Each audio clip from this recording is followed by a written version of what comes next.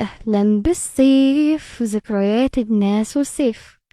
بالنسبة لي أنا ذكريات، بالنسبة لكم انتوا تاريخ. بالنسبة للسن الصغير تبقى حكايات خيالية. ازاي؟ هقول لكم، هحكي لكم الحكاية وهقولها من البداية، بس نبدأ الأول بالصلاة على الرسول عليه الصلاة والسلام. زمان زمان يا سادة يا كرام، أيام الحرب كان المهجرين لما راحوا المدن بتاعة الجمهورية كلها كانوا ما بيلاقولهمش مكان، كانوا بينيموهم في المدارس.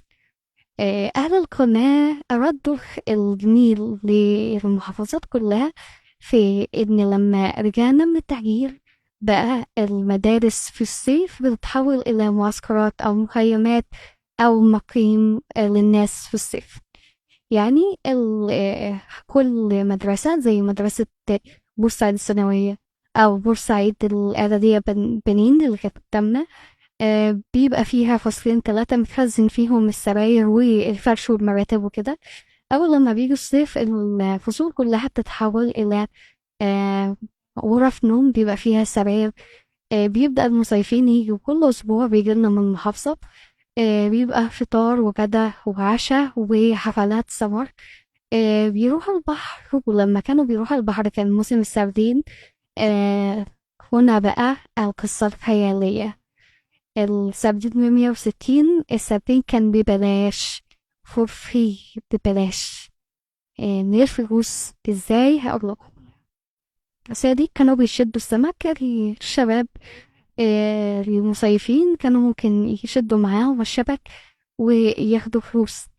الأطفال الصغيرين السردين اللي كانوا بيقعوا على الأرض حوالين العربية بيعبوه في أكياس، وده معروف إن هو ببلاش. أي حاجة سردين لمس الرب بيبقى ببلاش.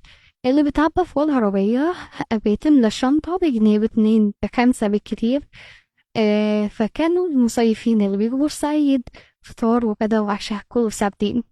آه مشوي، مقلي، صينية، مملح، بتحط عليه طحينة، بتحط عليه زيت. بيتعبى ويتاخد هما مسافرين. الأيام الخير الجميل هو أيام بورسعيد، لما كانوا بيقولوا فعلا آه إذا ربنا يحبه ويصيف يجي ميناء السعيد، وش السعادة علينا أو على الجمهورية كلها.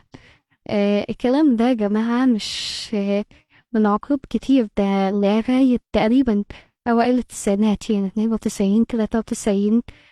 آه يعني عمر شخص صغير منه.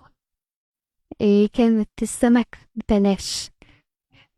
ده بيجوا يصيفوا فعلا ببلاش. لما كانوا بيقولوا بورسعيد الميناء السعيد، فعلا بورسعيد كانت وش الخير على البورسعيدية وعلى الجمهورية كلها. دي حكايات بتاعت الصيف وذكريات لينا وتاريخ ليكم. كده خلص الكلام. سلام.